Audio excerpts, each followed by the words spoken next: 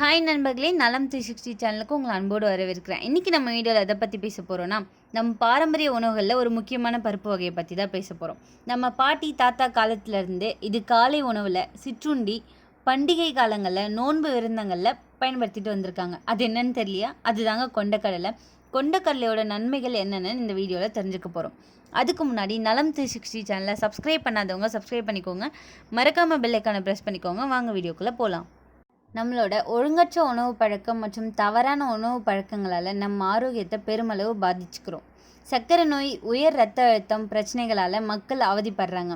உணவு பழக்கம்ன்றது இது போன்ற நோய் பரவலுக்கு பிரதான காரணமாக இருக்குது. இரத்த அழுத்தம் என்பது ஒரு நபருக்கு மாரடைப்பு மற்றும் பக்கவாதம் ஏற்படும் அபாயத்தை அதிகரிக்கும். சரியான நேரத்தில் வாழ்க்கை முறை மற்றும் உணவு முறையை மாற்றிக்கொள்வதன் மூலம் உயர் பிபி போன்ற பிரச்சனைகளை தடுக்க முடியும்னு நிபுணர்கள் கூறுகிறாங்க. உடல் ரீதியான பல பிரச்சனைகளுக்கு கொண்டைக்கடலை தீர்வாக இருக்குது.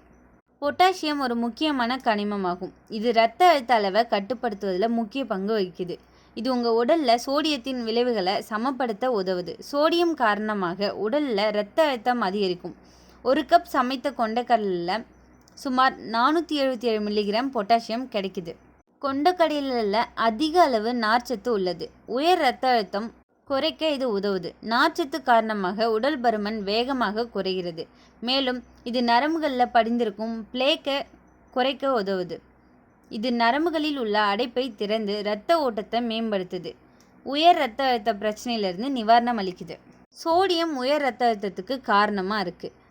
பதப்படுத்தப்பட்ட உணவுகளில் சோடியம் அதிகமாக இருப்பதால் இரத்த அழுத்தத்தை அதிகரிக்கும். அதே நேரத்தில் கொண்டைக்கடலையில் சோடியத்தின் அளவு குறைவாக உள்ளது. இது உடலில் சோடியம் அளவை குறைக்க விரும்புவோருக்கு ஒரு சிறந்த தேர்வாக கருதப்படுது. மெக்னீசியம் உடலுக்கு இன்றியமையாத மூலமாகும். இது இரத்த அழுத்தத்தை கட்டுப்படுத்துவதில் முக்கிய பங்கு வகிக்குது. இது இரத்த நாளங்களை தளர்த்த உதவுது. இதன் காரணமாக இரத்த அழுத்தம் கட்டுப்படுத்தப்படுகிறது. ஒரு கப் கொண்டைக்கடலையில் சுமார் 48 மில்லிகிராம் மெக்னீசியம் உள்ளது.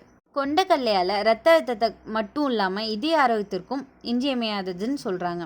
இதில் வைட்டமின்கள் சி மற்றும் இ போன்ற ஆன்டி ஆக்சிடென்ட்கள் நிறைந்துள்ளன. இது உடலில் உள்ள ஆக்சிஜனேற்ற அழுத்தத்தையும் வீக்கத்தையும் குறைக்க உதவுது.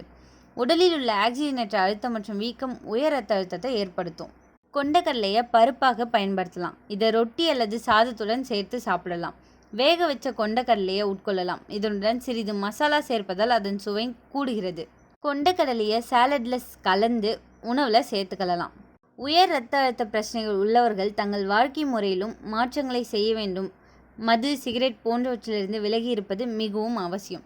இது தவிர தினமும் காலையில் சுமார் அரை மணி நேரம் யோகா உள்ளிட்ட பயிற்சிகளை செய்யலாம்.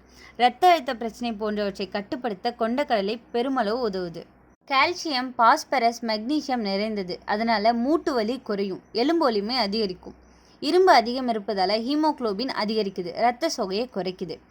குழந்தைகளின் வளர்ச்சிக்கு தேவையான புரதம் இதிலிருந்து கிடைக்குது. மூளை வளர்ச்சிக்கும் உதவுது. மாதவிடாய் கால பிரச்சனை இரத்த இழப்பை சமன் செய்யும். கர்ப்பிணி பெண்களுக்கு ரொம்பவே நல்லது. இதோட பக்க விளைவுகள் என்னென்னு பார்க்கலாம். அதிகமாக சாப்பிட்டா வயிறு உப்பசம், வாயு பிரச்சனை, செரிமான சிரமம் ஏற்படலாம். சிலருக்கு அலர்ஜி ஏற்படும் வாய்ப்பும் இருக்குது.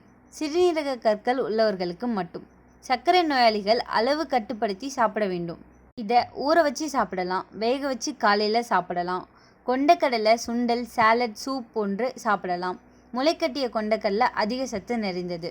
கொண்டைக்கடலை ஒரு மலிவான சூப்பர் ஃபுட். தினமும் சிறு அளவில் சேர்த்தா ஆரோக்கியம் உறுதி. நல்ல சத்து தரும் உணவு நம் கையில் இருக்கும். இந்த வீடியோ உங்களுக்கு பிடிச்சிருந்துச்சுன்னா லைக் பண்ணுங்கள், ஷேர் பண்ணுங்கள். மறக்காமல் நம்ம சேனலை சப்ஸ்கிரைப் பண்ணுங்கள். இன்னொரு அற்புதமான வீடியோவில் உங்களை சந்திக்கிறேன். பை.